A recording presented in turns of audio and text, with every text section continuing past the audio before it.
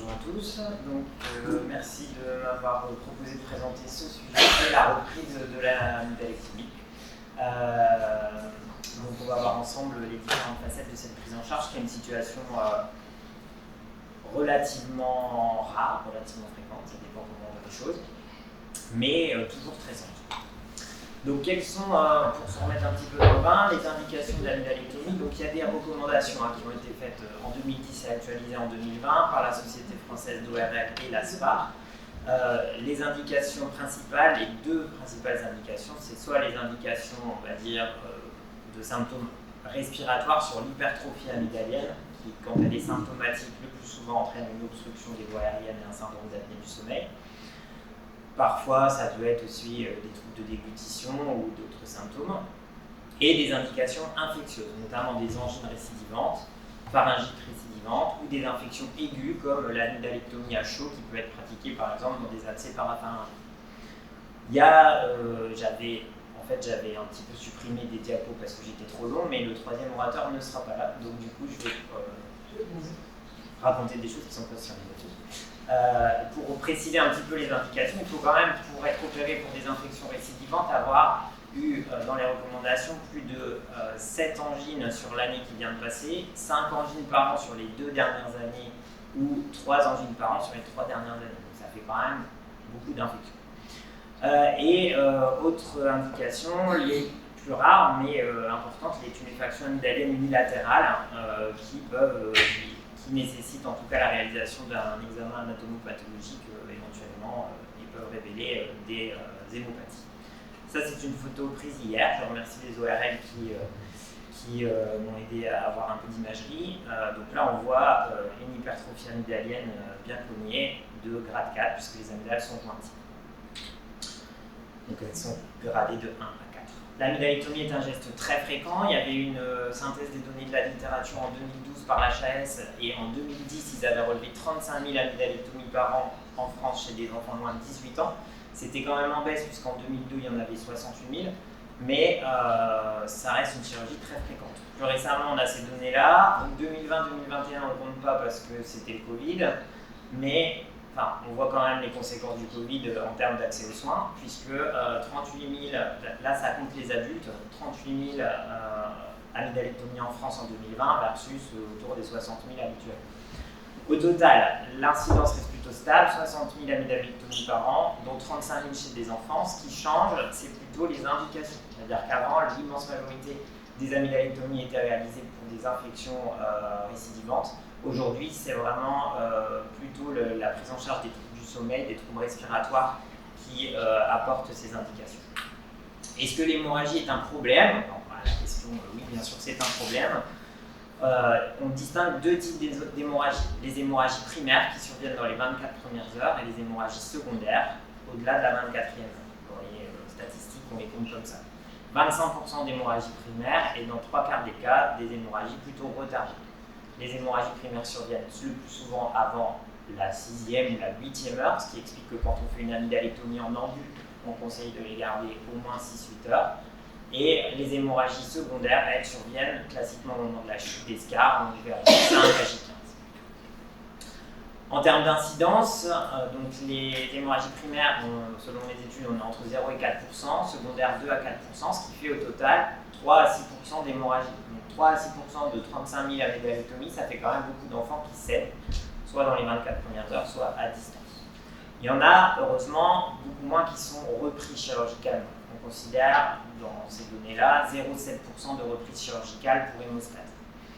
0,2% des amygdalectomies qui seront transfusées et quand même, c'est une cause de décès, heureusement rare, 0,005% selon les études. En tout cas, on est inférieur à 0,01, mais ça, si on arrondit, ça fait, pour 35 000 amygdalectomies, ça fait 1 à 2 décès par an en France d'amygdalectomie.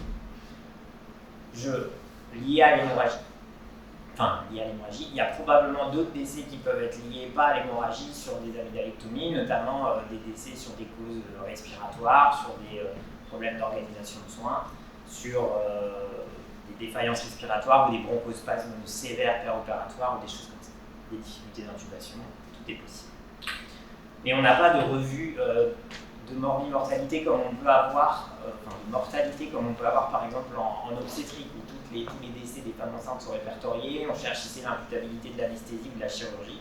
On n'a pas ça pour cette problématique. Quoi de neuf pour l'amygdalectomie? Alors, de neuf dans les 15 dernières années. Juste quand même, ça me semblait important de vous expliquer que les techniques chirurgicales évoluent et qu'avant, il y a 20-30 ans, c'était quasiment tout le temps des amygdalectomies totales qui étaient réalisées, alors qu'aujourd'hui, on est sur l'avènement de l'amygdalectomie plutôt partielle. Ce qui se passe, on voit ici, en rose, vous avez l'amygdale, la capsule amygdalienne en orange et en rouge, la paroi musculaire, la paroi pharyngée musculaire. Et bien, quand on fait une amygdalectomie totale, c'est une amygdalectomie dite extracapsulaire. On enlève tout, y compris la capsule. Quand on fait une amygdalectomie partielle, elle est intracapsulaire et on laisse la capsule et une fine couche de tissu amygdalien. C'est une réduction du volume de l'amygdale et donc ou une amygdalotomie. Les techniques chirurgicales dans les recommandations, l'amygdalectomie intracapsulaire réduit la morbidité post-opératoire précoce et les délais de retour à une activité normale. On voit ici à gauche une amygdalectomie totale et ici une amygdalectomie partielle, intracapsulaire. Mais les deux restent possibles dans les recommandations de 2020. Il n'est pas tranché en termes de risque hémorragique. Ils disent que les résultats sont incertains concernant le risque d'hémorragie et ça empêche de tirer des conclusions fermes. C'était en 2020. Depuis, c'est passé d'autres choses.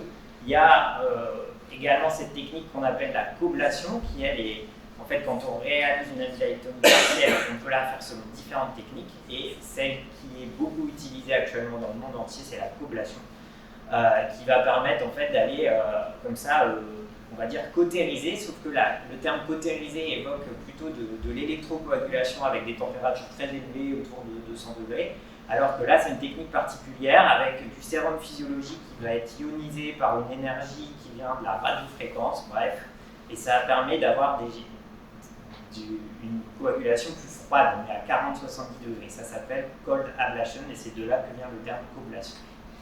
Et à la fin du geste, ça donne ça, donc on a réduit vraiment le volume des amygdales. C'est la même patiente d'hier que celle qu'on voit sur la première diapo avec ses amygdales jointives. Et donc il reste une fine couche de tissu amygdalien. Pourquoi je vous parle de ça? Parce que ça a quand même des conséquences en termes d'hémorragie. C'est-à-dire que probablement que les hémorragies post-amygdalectomie deviennent de plus en plus rares grâce à l'utilisation de ces techniques. Là, c'est une méta-analyse de l'année dernière sur presque 10 000 patients et on arrive à des hémorragies primaires à 0,1%, secondaires à 0,8% et des reprises à 0,1%. Donc ça veut dire qu'on est quand même sur un événement qui va devenir de plus en plus rare. Plus rare, ça veut dire aussi qu'on aura moins l'habitude et que donc il faut qu'on continue à rester efficace dans la prise en charge des hémorragies post-amygdalectomie. Au total, l'amygdalectomie intracapsulaire par coblation apporte un bénéfice sur les douleurs, la reprise de l'alimentation et probablement sur les hémorragies. On ne sait pas trop si le bénéfice est lié à la coblation ou au fait que ce soit une amygdalectomie partielle intracapsulaire. Il y a quand même des inconvénients à la coblation. Il y a des équipes sur Paris qui l'ont abandonnée à cause de l'impact écologique parce que c'est énormément de la sonde, c'est pas du matériel renouvelable, donc voilà, ça coûte cher et il peut y avoir quand même des repousses amygdaliennes puisqu'on laisse en place du tissu amygdalien. Un petit mot sur le bilan préopératoire parce que on voit dans beaucoup d'endroits que les amygdales c'est un geste à risque hémorragique et donc on continue à faire des bilans. Il y a les RPC de l'ASFAR de 2012 sur le bilan préopératoire et il y a les recommandations sur l'amygdale de 2020 qui spécifient bien que on continue, on fait un interrogatoire à la recherche des antécédents et des signes de coagulopathie personnels ou familiaux et que si l'enfant a acquis la marche, il n'est pas nécessaire de réaliser d'études systématiques de l'hémostase. Et par contre, dans les autres cas, si l'interrogatoire est positif ou si l'enfant n'a pas acquis la marche, bien sûr, il faut en faire. C'est rare qu'on fasse des amygdalectomies avant l'acquisition de la marche, mais ça peut arriver. Voilà. Et pour les déterres et les rails, puisque souvent on voit aussi que les déterres et les rails sont faites dans le cadre de l'amygdalectomie, il n'y a aucune recommandation qui dit que tous les enfants qui font de l'amygdalectomie doivent prévoir des déterres et des rails. Un petit cas clinique, donc Martine, 4 ans, donc elle doit être opérée d'une amygdalectomie totale dans le cadre d'une suspicion de syndrome d'apnée du sommeil. Son évaluation préop, révèle une hypertrophie amygdalienne de grade 3. Elle a des signes de syndrome d'apnée du sommeil, mais sans facteur de sévérité, donc on autorise l'ambulatoire. Il n'y a pas de facteur de risque d'intubation difficile, pas de signe de coagulopathie, et donc on ne réalise pas de bilan préopératoire. À J0, elle part en bloc opératoire dans sa petite voiture. Un petit rappel, on prémédite systématiquement, normalement, avec un aérosol de salbutamol 2,5 mg toutes les amygdalectomies, qu'ils soient enrhumés ou non, au moment du bloc. Elle bénéficie de protocoles d'action avec une anesthésie générale avec intubation, pas de complications hémorragiques en péropératoire ni en SSPI. Elle sort à H8 et elle a une analgésie avec de la dexaméthasone en péropératoire, un petit peu de morphine en salle de réveil et du paracétamol et des AINS en post-opératoire. Et puis, ça se passe bien à la maison, tout va bien, et puis, histoire classique, à J12, Martine crache du sang. À 22h, parce que c'est toujours à cette heure-là que ça se passe, les parents vont appeler le SAMU, et à 22h30, le SAMU arrive à la maison. Estimer les saignements, c'est facile à dire, hein. Pour des parents, dès qu'il y a un petit peu de sang dans un haricot ou dans un lavabo, c'est forcément pour eux, ça représente beaucoup. Donc on va dire estimer autour de 100 ml. Quand le SMUR arrive, à l'examen en bouche, on a quelques traces de sang, mais il n'y a pas vraiment de saignement actif très abondant. La fréquence cardiaque est à 130, mais l'enfant est en train de pleurer. Et voilà, la pression artérielle est normale pour elle. La saturation est normale. Au domicile, on va quand même rapidement poser une voie veineuse périphérique et décider d'hospitaliser l'enfant quelque part. Quelque part, la question c'est où ? Puisque là, il va falloir trouver un compromis. Il y a beaucoup d'amygdalectomies qui sont réalisées dans des structures qui ne vont pas être capables de prendre en charge sur les compétences du personnel ou du matériel des situations à risque anesthésique important, comme celle qu'on décrit là. Et c'est pas parce que on est capable de réaliser des amygdalectomies dans des bonnes conditions de sécurité en journée qu'on doit forcément être capable de reprendre des amygdalectomies dans des bonnes conditions de sécurité hors heure ouvrable. C'est quelque chose que j'ai mis du temps à comprendre.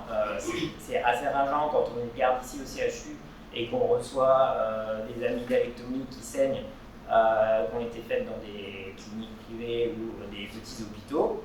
On se dit, franchement, ils n'assurent pas leur service après-vente, mais en fait, c'est normal. On ne peut pas avoir le même niveau de soins en journée et la nuit. Après, entre recevoir une amygdalectomie faite à Arras, à Lille, il y a peut-être des intermédiaires aussi, mais ça, il faut en discuter, c'est des histoires d'organisation de soins.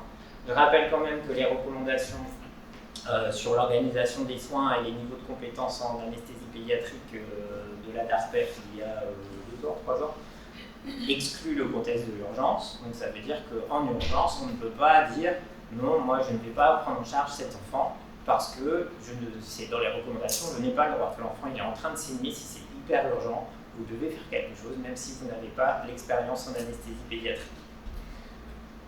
Bien sûr, en pesant le bénéfice-risque d'un transfert, etc.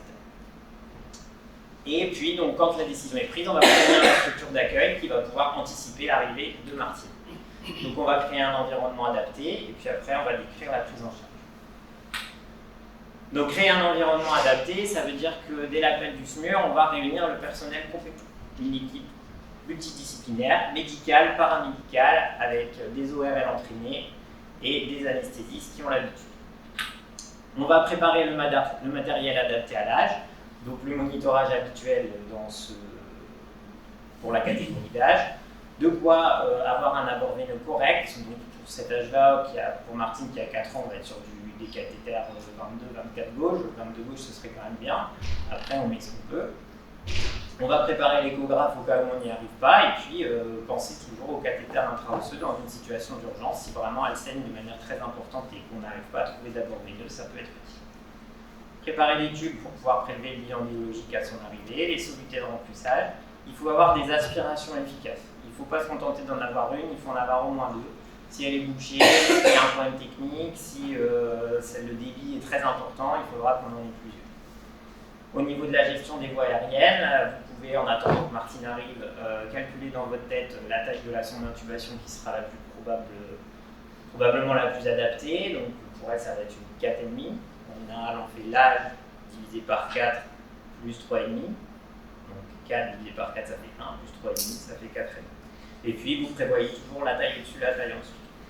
De laryngoscope, on voit souvent ça dans les descriptions de prise en charge d'hémorragie post-amygdalectomie. C'est au cas où vous ayez un problème technique avec votre laryngoscope ou que le débit de saignement soit tellement important que la lumière est obturée par le sang.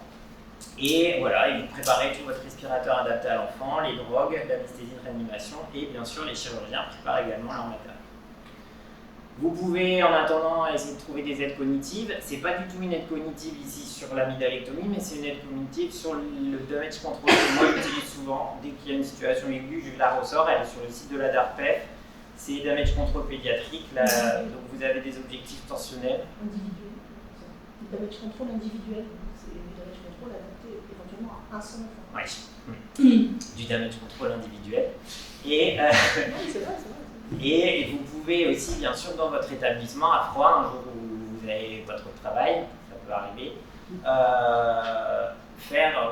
vous préparer des aides cognitives adaptées à votre pratique à vous, et ça vous permet de réviser et de refaire le point tous ensemble.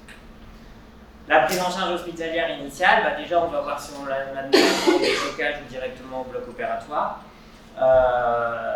L'hémodynamique, la prise en charge hémodynamique, bien sûr, c'est le plus urgent. Si l'enfant arrive et déjà à moitié exsangue, il va falloir faire quelque chose sans tarder.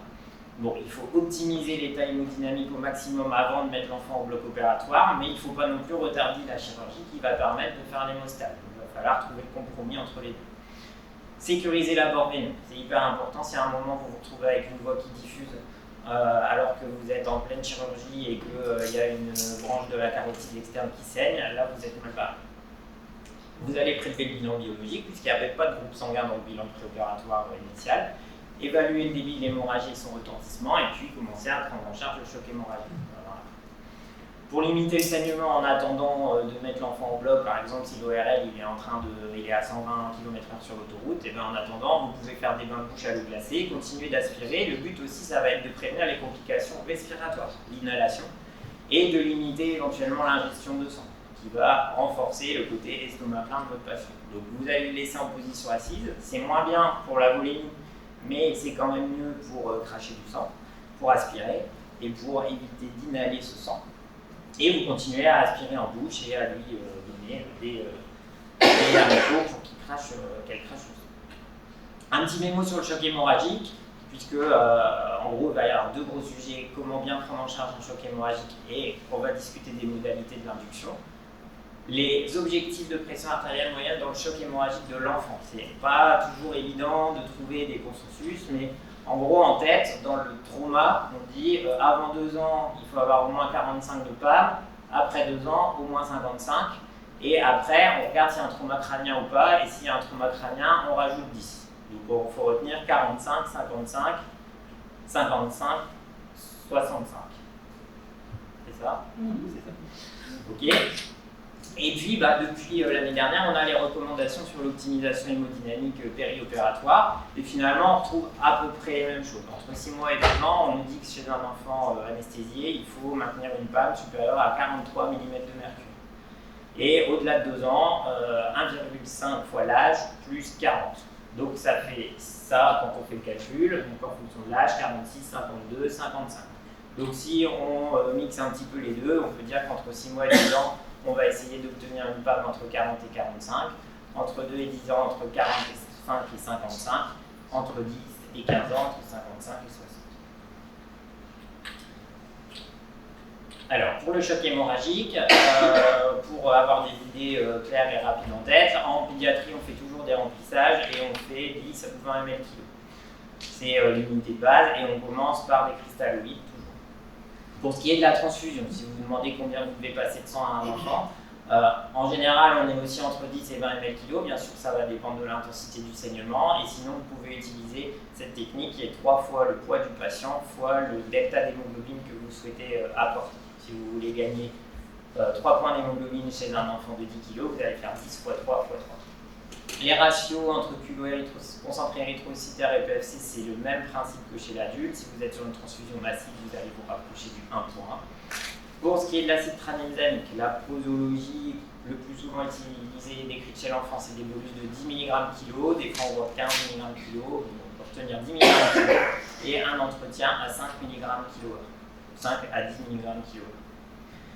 Pour ce qui est du calcium, on a deux façons d'apporter du calcium, le chlorure de calcium et le gluconate de calcium. Chez l'adulte, souvent, on n'y pense pas du tout. En obstétrique, dans le trauma, on dit on fait 2 grammes de calcium. En fait, c'est pas la même chose. Souvent, on fait du chlorure de calcium chez l'adulte, mais il y a beaucoup plus de calcium dans le chlorure que dans le gluconate. Et donc, c'est 20 mg/kg pour le chlorure de calcium et 50 mg/kg pour le gluconate. Et le fibrinogène, s'il faut retenir un chiffre, c'est déjà des bonnes doses, mais c'est ce qui est dans l'aide cognitive du damage control, c'est 4 mg/kg et 60 mg, ce qui correspond à 60 mg/kg environ de fibrinogène. Maintenant, pour notre induction anesthésique, donc on va avoir 3 objectifs. Il va falloir prévenir l'inhalation, mais il va falloir aussi éviter la désaturation. Ces deux facettes de l'induction anesthésique, c'est la même chose en fait que ce que nous disait tout à l'heure Marie-Pierre Bonnet en obstétrique. En fait, l'inhalation est relativement rare, mais la désaturation est très fréquente. Donc on est en train de changer un petit peu de paradigme et d'être un petit peu moins obsessionnel sur la séquence rapide hyper classique pour éventuellement commencer à ventiler des enfants pour qu'ils évitent de désaturer. On va le décrire un peu. Et le troisième objectif, ça va être de limiter le retentissement hémodynamique de notre anesthésie sur l'hémodynamique qui est déjà précaire. Pour prévenir l'inhalation, on peut déjà faire des choses avant, donc on peut faire une échographie gastrique, donc normalement ça devait faire, je pense, partie du topo suivant. C'est décrit l'échographie gastrique en pédiatrie et ça peut permettre d'orienter un peu la prise en charge.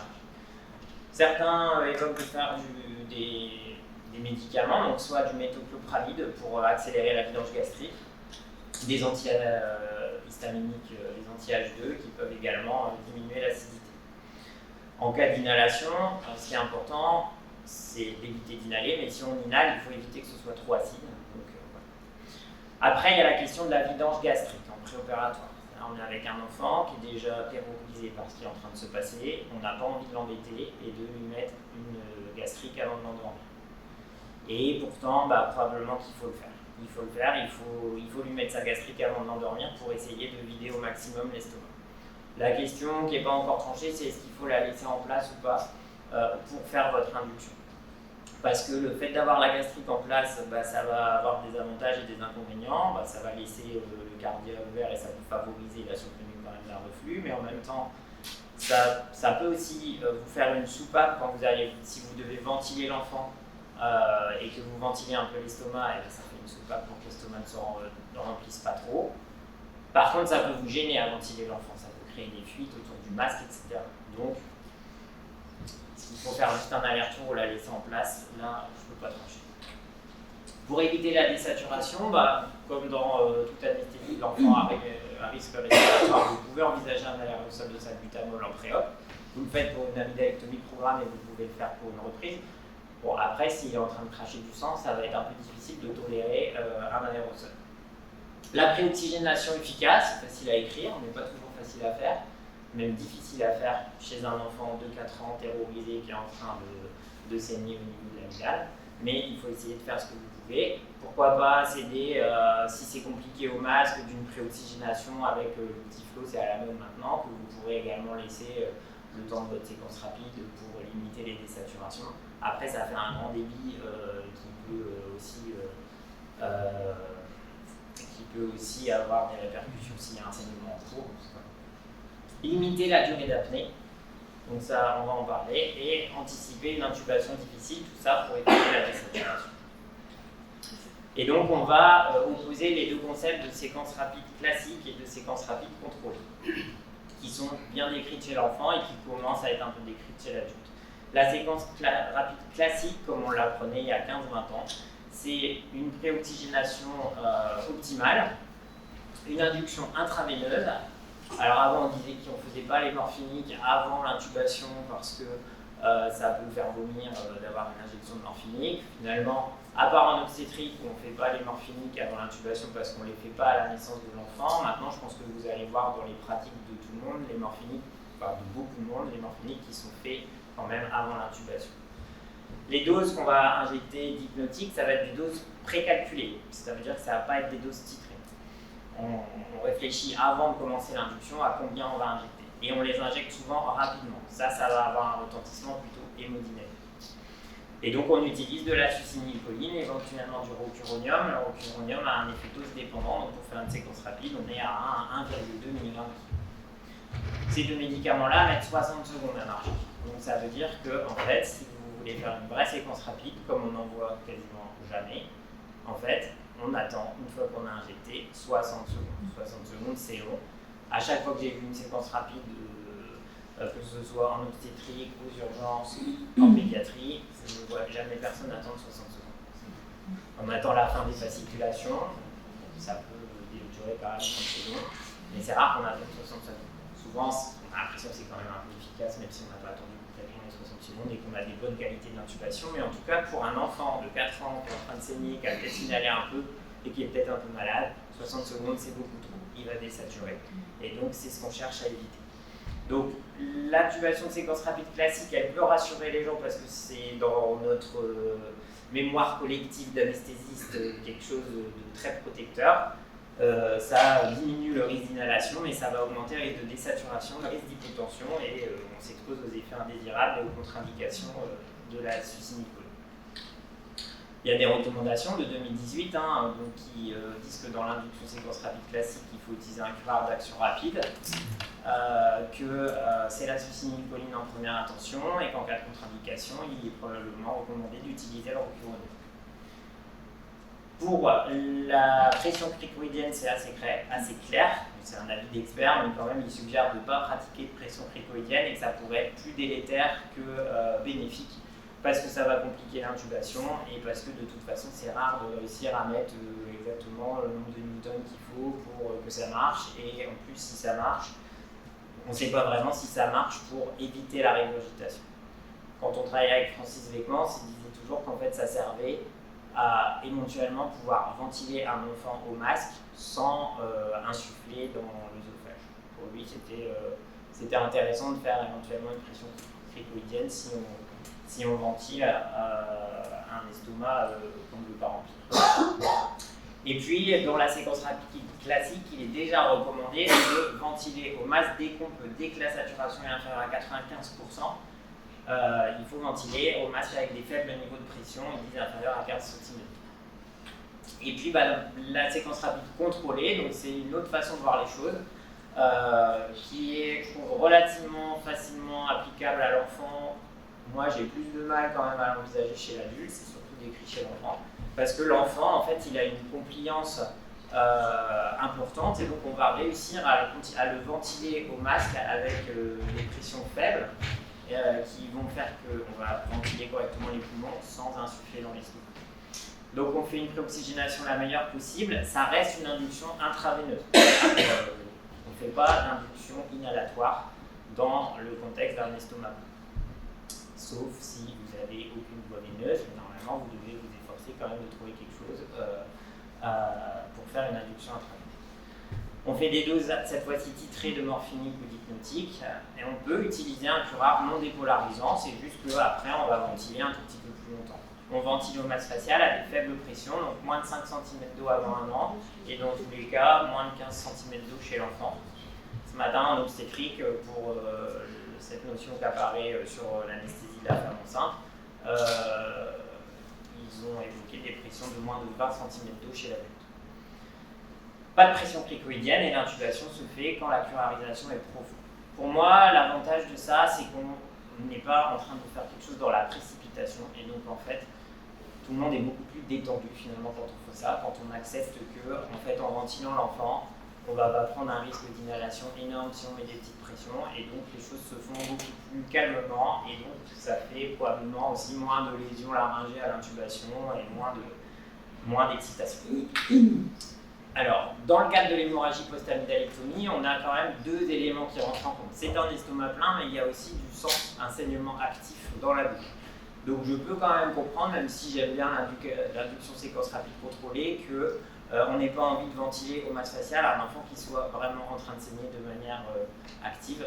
Et donc c'est à discuter au cas par cas selon l'intensité des saignements, éventuellement l'échographie gastrique et l'expérience de l'équipe d'anesthésie qui prend en charge. Pour limiter le retentissement hémodynamique de notre anesthésie, on va établir un compromis, comme on disait tout à l'heure, entre l'urgence vitale de faire l'hémostase chirurgicale et le risque hémodynamique de notre induction. Donc il faut remplir massivement avant l'induction, éventuellement transfuser avant l'induction pour essayer d'avoir un état pas trop précaire au moment de ces quelques minutes à haut risque.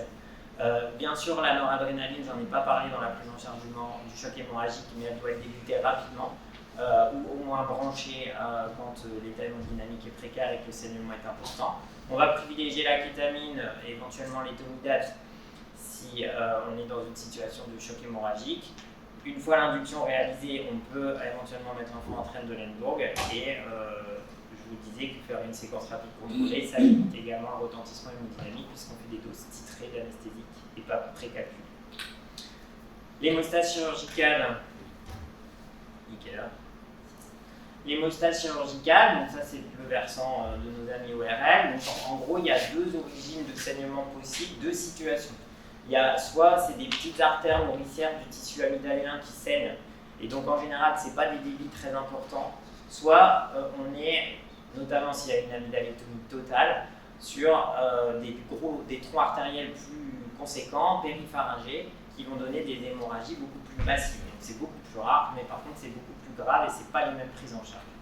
Si le saignement est au niveau des loges amygdaliennes, et ben ils vont faire juste une petite électrocoagulation, mettre des mèches, des matrices hémostatiques et éventuellement faire des petites ligatures. Par contre, si c'est un tronc artériel péripharyngé qui saigne à plein canal, là c'est cervicotomie d'emblée pour aller ligaturer rapidement la carotide externe. C'est ça en général qui permet d'arrêter un saignement très abondant. Et bien sûr, il peut y avoir une place à l'embolisation, soit immédiatement, mais là il faut avoir quand même un plateau comme nous on pourrait avoir, mais c'est vrai que sur une hémorragie très importante, on va quand même avoir tendance à aller à la chirurgie et à discuter secondairement l'embolisation. Mais ça peut aussi être indiqué dans des cas de récidive. Je crois qu'on en a un en ce moment, je n'ai pas tout suivi, mais qui a déjà saigné 2 fois. Et là, la prochaine fois, s'il saigne, c'est déjà prévu que ce soit plutôt l'embolisation qui s'occupe du problème, les radiologues embolisateurs. Ensuite, le réveil va être une situation à risque. Vous devez réveiller l'enfant quand l'hémostase est certaine. Il est décrit de faire un lavage gastrique au sérum froid. Je ne sais pas si des gens le font, mais je pense que ça peut quand même permettre de vider un peu l'estomac et d'améliorer le confort post-opératoire, notamment en termes de nausées et vomissements. L'aspiration, donc il faut extuber après avoir vérifié que rien ne saigne et éventuellement aspirer les caillots qui restent sous contrôle du laryngoscope. Et vous vous exposez comme lors de l'amygdalectomie initiale d'ailleurs, un broncholaryngospaasme et des vomissements. Et puis en post-opératoire, vous n'allez pas le faire sortir à H6 comme l'amygdalectomie programmée, il va falloir faire une surveillance rapprochée en salle de réveil et en unité de surveillance continue. Vous allez surveiller la récidive des saignements cliniquement. Vous allez faire un bilan biologique, éventuellement le lendemain. Il arrive assez fréquemment que l'hémoglobine soit bonne le jour même et qu'elle baisse le lendemain, c'est un peu l'évolution logique, même s'il n'y a pas de saignement en cours, puisqu'il y a une hémodilution secondaire qui se fait, donc on peut être amené à transfuser secondairement même si on n'a pas transfusé initialement. Vous allez regarder de près votre bilan de coagulation, pour 2 raisons, pour voir s'il y a des troubles de l'hémostase qui se révèlent suite à cette hémorragie aiguë, et également pour voir s'il n'y a pas quelque chose qui pourrait expliquer l'hémorragie, s'il n'y a pas une coagulopathie sous-jacente, coagulopathie familiale, congénitale. Mais ça va être difficile de la dépister en post-op immédiat, puisque vous n'allez pas trop savoir si c'est lié au problème de l'hémorragie ou pas. Sauf si tout est normal et que vous avez un facteur 7 à 20%, peut-être que là vous allez appeler l'hémobiologiste pour savoir s'il y a quelque chose à faire et que vous allez garder l'enfant beaucoup plus longtemps après en post-opératoire. Nous, les amygdalectomies programmées qui ont des déficits en facteurs, etc., elles restent hospitalisées au moins 5 jours avec des protocoles et des hémobiologistes parce qu'on sait que c'est une situation à risque.